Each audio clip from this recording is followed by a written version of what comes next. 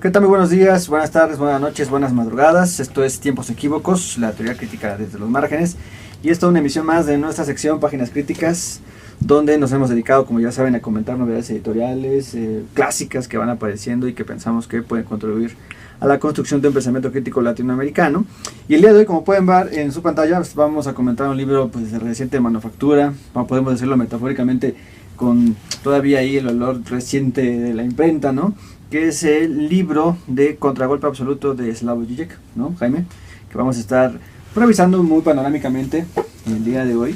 Y que de hecho, pues este libro de Contragolpe Absoluto pues sería la continuación de este otro libro que se llama Menos que Nada, ¿no? También publicado por Editorial Acal, que es un tabicón, véanlo, ¿no? Pero no se emocionen, no vamos a comentar el día de hoy sino que nos vamos a atender directamente al libro de Contragolpe Absoluto, que hay que decirlo rápidamente, la Editorial Acal no lo hizo llegar, estamos muy agradecidos por eso.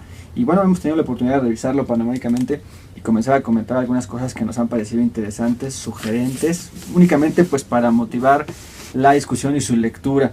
Pues, ¿cómo empezamos, Jaime Ortega? Gracias por estar aquí otra vez. ¿Cómo ves este libro? Muy bien, Fernando. Pues, como los últimos libros de Žižek, una composición compleja entre filosofía, cine, literatura, chistes no muy buenos. Ahora sí, creo que ha bajado el nivel del chiste, pero bueno, está siempre jugando con estas composiciones, lo cual hace un libro atractivo. Mucho Hegel, mucho Lacan, mucho Marx, pero también un libro complejo. Es decir, al igual que Contragolpe, que Menos que Nada, cual se encuentran muchas ideas aquí resumidas, ¿no? Él mismo dice constantemente que está resumiendo algunas de estas ideas y remite a la gran obra que es Contragolpe Absoluto. Bueno, pues creo que lo que está en el subtítulo es muy claro: por la refundación de un materialismo dialéctico. Es justamente el corazón, la dualidad que tendría esta pretensión de volver a fundamentar el materialismo dialéctico serían dos: la crítica a las tradiciones post-estructuralistas a partir de la noción de sujeto y una relectura de Hegel. Sí. Yo creo que ahí están las dos vías por las que uno puede asediar. Yo pienso que este libro de Menos que Nada y Contragolpe Absoluto es el intento de Žižek por presentarnos, pienso yo, una forma un tanto sistematizada de su lectura de Hegel, ¿no?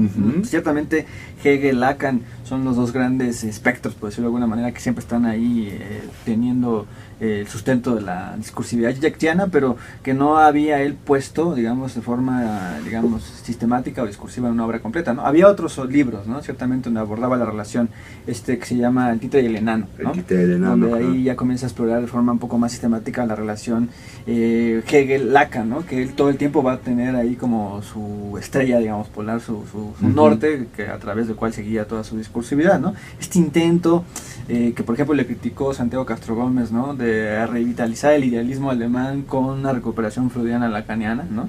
Que siempre, digo, está ahí, y que con estos dos libros, entonces lo que tendríamos es creo yo, ese primer intento de presentarle a su lector, a su receptor, su forma de entender esta dupla, ¿no? Que siempre está en tensión, que siempre está en conflicto, y que pues ahí está, ¿no? Y que le da a un posible lector pues la posibilidad de meterse de lleno, ¿no? Claro. Lo cual de suyo es sumamente complicado, porque ya lo dijiste tú, hay muchos interlocutores, ¿no? Desde el propio Marx, Badiou, Althusser, Benjamin Kant, de ahí realmente la cuestión se vuelve sumamente compleja, ¿no? Sí. Ahora bien, esta idea del contragolpe absoluto para una refundación del materialismo dialéctico, como reza el subtítulo del libro, lo va a decir el propio Žižek en las primeras páginas del libro. No se trata de una exposición de lo que es el materialismo dialéctico, como lo va a entender, sino ya un uso, ¿no? Ya una misma utilización discursiva desde ese materialismo dialéctico, tal y como lo va a entender Žižek, ¿no?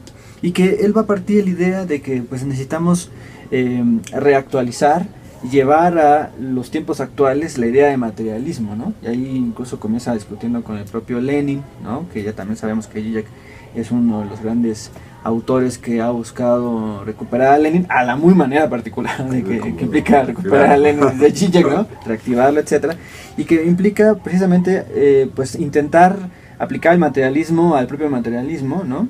Y llevar a una impronta más contemporánea la idea del materialismo, ¿no? O sea, llevarlo a una especie de física cuántica, como lo va a decir el propio Zizek, ¿no? Digamos, ya el materialismo pues dieciochesco, ¿no? Del siglo XIX, ¿no? Estaría todavía en una física clásica, ¿no? Esa sería la idea, ¿no? Sería llevarlo a una nueva física, ¿no? Digamos, en la vieja idea de que los cambios en la ciencia tienen cambios en la filosofía, bueno, habría... Que la idea engelsiana, ¿no? Claro. De Engels, de dialéctica de la naturaleza, el anti-Düring, esa idea, que, ¿no?, viene luego con Lenin, el materialismo y el empiricismo, y que, bueno, articula.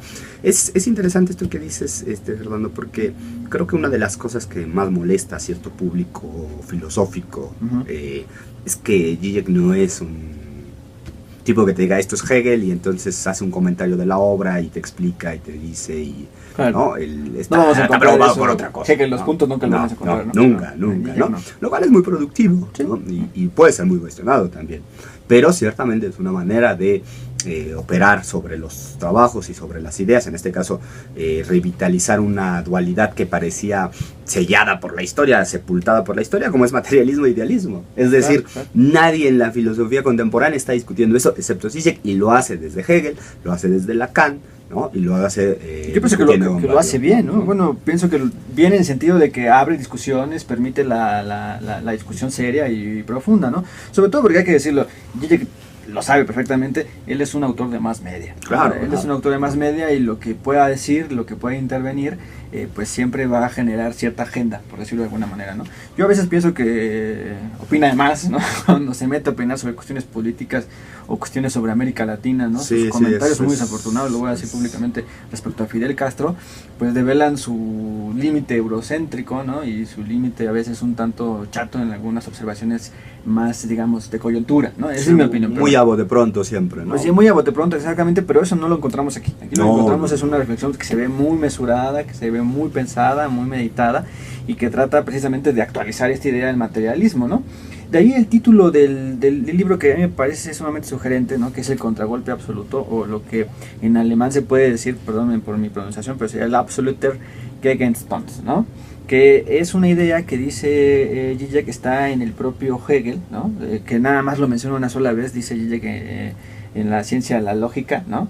Y que los editores incluso ahí nos ubican en qué parte de la ciencia de la lógica está esto puesto en la nueva traducción de Félix Duque, o sea que se puede rastrear, digamos, ahí la idea, o sea, hay un apoyo textual. Hay un apoyo textual, ¿no? Se lo está sacando, digamos, de la manga, ¿no?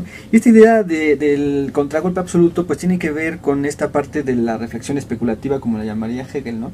De ese momento de reconciliación de los contrarios, en los que la determinación, la cualidad o el ser allí, para decirlo en términos más hegelianos, que está determinado por su otro, logra entonces, nosotros diríamos, subsumir esa alteridad, esa otredad que lo fundamenta, y al subsumirla, a volverla parte de su inmanencia, entonces diríamos que el ser allí o la cualidad se autodetermina a sí misma porque ese otro queda dentro de sus propias determinaciones, ¿no? Claro. Y ese subsumir a ese otro, a esa alteridad, ¿no?, dentro de sus propias determinaciones, es lo que dice Zizek que es el contragolpe absoluto, ¿no?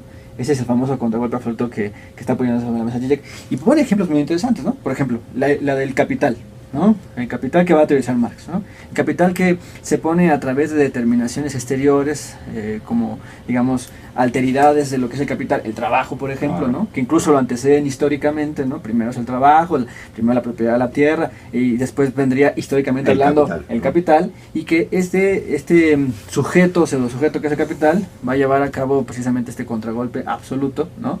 Va a interiorizar, va a subsumir las alteridades, las otredades que lo pusieron, o sea, el trabajo, la capital de la tierra, y él se va a convertir en el sujeto, ¿no? Claro. Lo que implicaría entonces, según lo que está diciendo aquí Zizek, que el sujeto, el día sujeto vendría después, ¿no? O sea, en términos, digamos, históricos o cronológicos, el sujeto siempre viene al último, ¿no? Aunque a través de este contragolpe absoluto, ¿no?, se convierte en el primero, lógicamente, así lo entiendo la caña, ¿no? Se va a convertir en el gran otro, ¿no? Claro. El sujeto es el que va a comenzar a dominar, pero viene siempre hasta el último, ¿no? Claro. Siempre viene hasta el último en esta idea de que... Lo dice muy claramente, el puesto siempre postula sus supuestos, ¿no? Para decirlo en términos generales, como lo dice, ¿no? Sí, me parece Y tiene una gran... Lo opuesto pone sus supuestos. Lo opuesto pone a los supuestos, claro. En su devenir, ¿no? Es decir, ya está propiamente en el devenir. Y que lo lleva a teorizar una serie de cuestiones a propósito del lugar de la universalidad y la particularidad, ¿no? Claro. Claramente ahí hay una discusión contemporánea que Zizek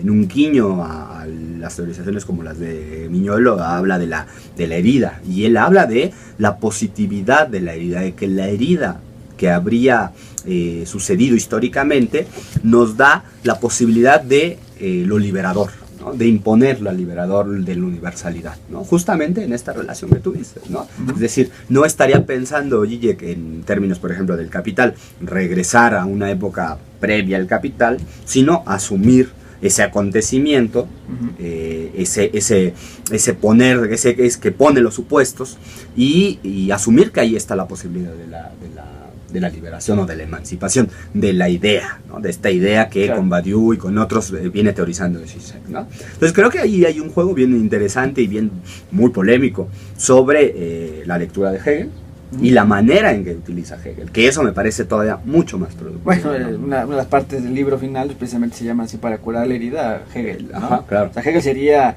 no sé, el instrumento, no sé si la expresión quepa, ¿no? Desde el punto de vista de Zizek, de curar esa herida, ¿no? Bajo la idea que va a poner muy al principio de su reflexión Zizek, de que en este camino, digámoslo así, de superación, digamos, de la enajenación, que implica incluso este devenir del propio sujeto, siempre las cosas tienen que suceder dos veces, ¿no? Hay que repetirlas dos veces, ¿no? Porque en su primer intento, va a decirlo Zizek, acaban en tragedia, ¿no? Y ahí pone dos ejemplos muy, muy claros de intentar, digamos, superar... que el sujeto intente superarse a sí mismo, o que se intente superar, digamos, las condiciones a través de las cuales deviene, y uno de ellos sería, pues, la Revolución Francesa, ¿no? Que el propio Hegel va a teorizar en la Fenomenología del Espíritu, ¿no? Esta idea de que el primer intento, digamos, de superar las condiciones históricas dadas de lo que se va a conocer como la Revolución Francesa, pues termina en tragedia, ¿no? Termina en el terror, precisamente, ¿no? Y esa primera intentona, que es fracasada, lo que va a decir acá precisamente Zizek, es precisamente la que pone las posibilidades para un segundo intento, ¿no? Pues ahí que haya que repetir, digamos, la revolución, que haya que repetir, digamos, todo el proceso para ahora sí, digamos, intentar la subversión real, ¿no? La superación real, ¿no? Y en ese sentido, el otro ejemplo, pues sería el propio stalinismo, ¿no? Los propios intentos, digamos, de construir el comunismo dentro del siglo XX, que fueron fracasos también, ¿no? Y que entonces tendría que devenir, digamos, ahora sí un contragolpe, ahora sí absoluto, ¿no? En el que esa superación sea efectiva, ¿no? Es decir, curar la herida, ¿no? Claro. Sería el punto ahí que se está poniendo sobre la mesa. O sea, no solamente estaría poniendo aquí Zizek una teoría del materialismo, ¿no? Sino también incluso una teoría de la revolución, ¿no? Claro. Sí, está claramente atrás este problema de la revolución, que viene con lo universal, pero lo hace de la manera que uno menos lo esperaría, ¿no? Yo insisto, nadie en general en el establishment teórico está discutiendo el materialismo y el idealismo. Hace mucho que no se discute eso, ¿no? En su calidad de filósofo más media, ¿no? De un tipo que se sabe, que pone agenda, regresa de la manera más... El Elvis de la filosofía, que a él no le gusta. Regresa y pone el tema de nuevo y dice, el verdadero materialista el día de hoy es un materialismo que tensa el idealismo, que no renuncia al idealismo, ¿no? Claro. Y entonces hay una exposición de todas las nociones de sujeto, desde el heideggerianismo, el cartesianismo, el feminismo, el decolonialismo, que el tipo procede a criticar. Está haciendo la crítica porque no está viendo al sujeto trascendental puesto ahí, ¿no? Que sería, digamos, la gran apuesta de Zizek, y que es justamente la crítica que Santiago Castro Gómez le hace en su libro de Revoluciones sin sujeto. Ajá. Sí, el problema es que vuelve el sujeto trascendental, ¿no? Que es el gran dilema del que me parece Zizek está entrando en este libro, ¿no? Reivindicar, rehabilitar al sujeto trascendental. Sí, bueno, él lo va a decir, bueno, ese rehabilitar al sujeto trascendental, ¿no? Que implicaría, como tú ya lo dijiste bien, refundar el materialismo a partir de la idea de que el único verdadero heredero del idealismo, ¿no? Es el materialismo dialéctico marxiano, ¿no? Y que entonces ser materialista el día de hoy, lo va a repetir una sinfín de cantidades a lo largo de todo el texto, es llevar el idealismo hasta su límite, ¿no? Es llevar el idealismo, digamos, hasta sus últimas consecuencias. Eso es para Zizek hoy, el ser materialista es eso, ¿no? Sí. Lo cual yo pienso, y ahí tendríamos que verlo con más detenimiento, pero me parece que está en sintonía, pues por ejemplo, con las tesis ad Feuerbach, ¿no? No sé si te acuerdas de la primera tesis que todo el mundo se acuerda de la ochava, pero de la uno sí, claro. es difícil, ¿no? Donde Marx reconoce precisamente, pienso yo, uno de los alcances del idealismo, ¿no? Que le va a servir para fundar su nueva discursividad, como diría quizás Echeverría, que es precisamente reconocer que el idealismo puso el lado activo en la relación, ¿no? Descubre el lado activo en la relación, que es precisamente este sujeto trascendental que estamos hablando, ¿no? Y que con los, no sé si llamarle molinos de viento, pero sí con los que Zizek intenta entrar en debate, en polémica, ¿no? Que son todos estos giros post, ¿no? Que van a renunciar algunos a la idea precisamente de este sujeto, ¿no? O que lo van a tratar de resignificar bajo otras aristas o bajo otras coordenadas, y que no retoman, digamos, esta idea del lado activo de la relación, ¿no? Que finalmente el lado activo de la relación, vamos a decirlo así, desemboca en la propuesta de un sujeto revolucionario, ¿no? Lo dice muy bien Zizek, ¿no? No al estilo de un Lukács, ¿no? De historia y conciencia de clase, ¿no? Claro, la idea de la conciencia. De la autoconciencia obrera, proletaria, ni siquiera a nivel de autoconciencia, ¿no? Que ahí tenemos a un Lukács que intenta hacerlo hegelianamente, ¿no? Dice, claro. no a ese nivel, ¿no? Que se trata de otra cosa, va a decir Zizek, ¿no? Y sí, cierto, yo estoy contigo, ahí no se está discutiendo, al menos no de manera preponderante en la academia o en los medios de la vanguardia, no sé si llamarle así, política, no se está discutiendo ese punto, ¿no? No se está discutiendo, digamos, mermó mucho toda esta discusión de la multitud, etcétera, ¿no? De adiós al sujeto, etcétera, y bueno, entonces ahí Zizek pues, pone otra vez los acentos sobre las IES, claro. ¿No? Sí, problemáticamente primero porque efectivamente, a diferencia de lo que los marxistas aprendieron por décadas, ¿no? Que el materialismo era la superación del idealismo, la negación del idealismo, que el materialismo vencía siempre al idealismo en un ring ficticio, sí, ¿no? Un ring completamente ficticio. Totalmente sí, ficticio. Una ficción, eso, y había pocos. Yo recuerdo mucho, por ejemplo, el texto de Transductado del materialismo de Hegel, donde es la misma tesis. Es decir, lo más cercano al materialismo es este tipo de idealismo, sí, ¿no? sí. Esa es la tesis de Transductado en el materialismo de Hegel, ¿no? Podríamos tomar la propia tesis de Zizek y decir que en realidad esta lucha ficticia que tú estás diciendo pues acaba en tragedia, ¿no? Porque en realidad el materialismo, como lo entendimos en el siglo XX mayoritariamente, ¿no? Con materialismo histórico, materialismo dialéctico, pues en realidad acabó un fracaso, nunca pudo realmente superar, digamos, el idealismo, ¿no? Claro. De ahí que el día de hoy, pues se vuelva otra vez necesario establecer ese límite, no se ha superado, ¿no? Y habría que hacer entonces otra vez el contragolpe absoluto del que está hablando acá Zizek, ¿no? Lo va a decir un poquito más adelante, ¿no? Dice, resulta irónico, lo va a decir él, la suma ironía de que, por ejemplo, Hegel, que fue el gran descubridor de la reflexión especulativa, de la dialéctica, no haya podido ver, digámoslo así, todas las dinámicas dialécticas que implicaba el movimiento autónomo del capital, ¿no? Claro. Entonces el que lo va a ver es Marx, ¿no? Marx lo va a hacer. Lo que Hegel no hizo, lo va a hacer Marx. Pero notemos, lo que Hegel no hizo, que lo va a hacer Marx, es todavía en los límites, es en el marco de lo que Hegel estaba haciendo. Claro. O sea, Marx estaría todavía en ese marco, ¿no? Lo cual choca frontalmente pues con gran parte de las lecturas, o unas partes de las lecturas marxistas en el siglo XX, Althusser, por ejemplo, ¿no? Sí, me atrevería a decir que casi con todas, ¿no? Porque incluso los marxistas hegelianos no verían esta misma relación, ¿no?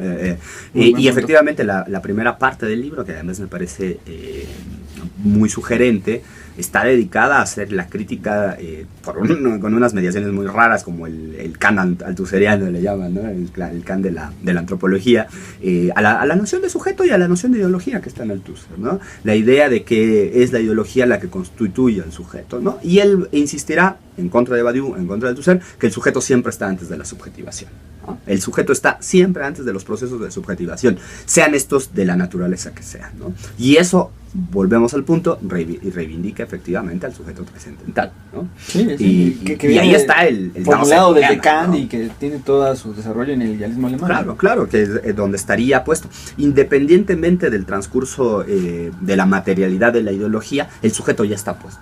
Incluso antes de que tome la decisión, dice, se cree que el sujeto existe cuando toma la decisión, dice, no, antes de la decisión ya está el sujeto puesto ahí, ¿no?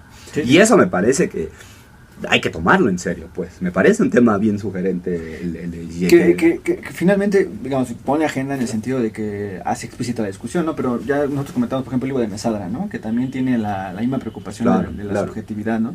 Y que ya el propio Tronti hablaba de regresar al sujeto, ¿no? Y que el propio Hegel va a decir, todo depende de que la cosa se entienda como sujeto, ¿no? O sea, sí es como un regresar a un tema que estaba allí, que quedó en puntos suspensivos, ¿no? O que, digamos, quedó en suspensión, ¿no? Que lo que intenta hacer aquí Zizek es reactivar, lo que más hay que decirlo es su obra entera ha intentado hacer eso, claro, ¿no? No es que aquí él ya lo está como sistematizando, ¿no? Sí, menos que nada es precisamente eso, ¿no? Es un regreso al idealismo alemán, pero no por una germanofilia, que bueno, no sé si Zizek la tenga, pero sino la idea precisamente porque ahí está postulado el desarrollo conceptual, racional de este sujeto trascendental, ¿no? Claro, claro. Es el punto. Ahora hay que decirlo, es un regreso al idealismo desde las coordenadas. Sí, o sea, es un lacaniano, Hegel freudiano lacaniano, ¿no? Un Hegel que te habla del sujeto barrado, pero de repente lo dice así. Hegel descubre el sujeto barrado, ¿no? Entonces, bueno, es ese. Claro, eso hay que tener en cuenta cuando uno lea a Zizek. Claro. Y por eso, claro, los expertos en Hegel, pues, dirán, ¿dónde está Hegel aquí, no? O sea, lo que ven acá es Zizek, no Hegel. Pero no es la discusión. Pues estaría bueno escucharlos, ¿no? Yo no los he escuchado, pero estaría bueno ahí ponerlo, ¿no? Él abre su diálogo ahí discutiendo con Pippin, ¿no? Sí, claro. Que acusa casi naturalista, claro, ¿no? Entonces, ahí hay una discusión entre los hegelianos que habría que desbrozar, ¿no? Pero evidentemente, bueno, menos mi capacidad no alcanza para eso, ¿no? Es complicado. Sabemos que algunos hegelianos se sienten tocados por Dios, entonces, por el espíritu absoluto. Ahí el punto sería, digamos, regresar a estas discusiones, reeditarlas, ¿no? Y volverlas a desbrozar, que es lo que Zizek está intentando hacer en estos textos, que pues tiene su complicación, ¿no? Pero ¿quién no lo tiene dentro del pensamiento crítico? Claro. En general, la cosa que vale la pena, como diría Marx, ¿no? Es compleja, ¿no? Cualquiera que lo lea, marxista o hegeliano, va a encontrar puntos sumamente sugerentes, puntos a discusión, ¿no? Hay una parte en la que comienza, por ejemplo, a fijar los errores de Freud, los errores de Hegel y los errores de Marx, ¿no?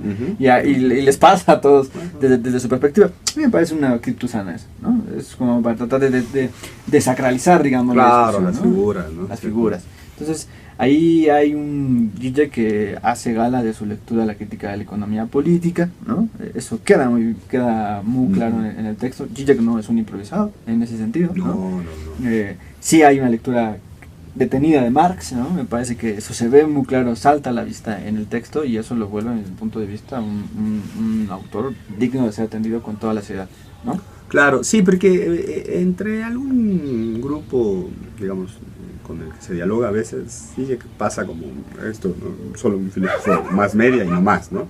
Pero en realidad hay un montón de cosas aquí que, hay que decirlo, la escritura de Zizek no ayuda tampoco en algunos momentos, ¿no? Cuando se mete al cine y se mete a la literatura, pero bueno, no nos fijemos en eso, digamos. Si no estamos buscando eso, no nos fijemos en eso y concentrémonos en la propuesta. Que tú decías muy bien, ¿no? Esa estructura de Zizek que es su argumento lógico y luego un chiste. Y luego un chiste de una película o una novela. Una novela, eso está, digamos, en la argumentación de Zizek. Yo creo que, bueno, trata de hacer la lectura más amena, etcétera, ¿no? Pero bueno, ahí está ese estilo que ya es incorregible en este sentido. Sí, ¿no? Claro, no, ya es demasiado tarde. Además, te obliga a pensar y a saber si existen las novelas o si... Porque al menos yo la mitad de las cosas que citan ni las he visto ni las he leído. Entonces hay que buscar, es sugerente. Digo, obliga al lector a verse, ¿no? Te interpela. Justamente a decir, bueno, aquí hay una cultura de masas en la que el tipo está tratando de leer este tipo de materialismo dialéctico y uno tiene que ver si también enfrentarse a esa cultura de masas que existe. Claro. ¿No? El cine y la literatura son, me parece, por eso los utiliza, porque son la confirmación en la cultura de masas de que está operando el entramado categorial, ¿no? Muy bien. Entonces, bueno. Pues bien, Jaime, pues creo que hay muchas buenas ideas para provocar, invitar a la lectura. Queremos nuevamente agradecer a la editorial Acal por habernos hecho llegar este material, ¿no? Que aquí tenemos preparando. Vienen bien otros libros, otros comentarios que vamos a hacer, ¿no? Al libro de Spinoza, Lolas. Sí, Hegel y las lógicas del mundo, ¿no? Cómo ser revolucionario. Que por cierto ahí se lo prologa Zizek también, lo vamos a comentar en un próximo episodio, también gracias a la editorial Acal. Y pues ahí estamos, ¿no? Únicamente presentando, sugiriendo la lectura, sino que a veces Zizek no requiere, pues digamos, más promoción, ¿no? Pero siempre es bueno dar líneas, instrumentos, ¿no? Ahí elementos para discusión. Sí, sugerencias, ojalá se puedan. Pues muy bien, Jaime, el tiempo se nos acaba, yo le dejaba ahí. Perfecto. Bueno, entonces nos seguimos viendo en los demás episodios de Páginas Críticas de Tiempos Equívocos. Muchas gracias. Luego.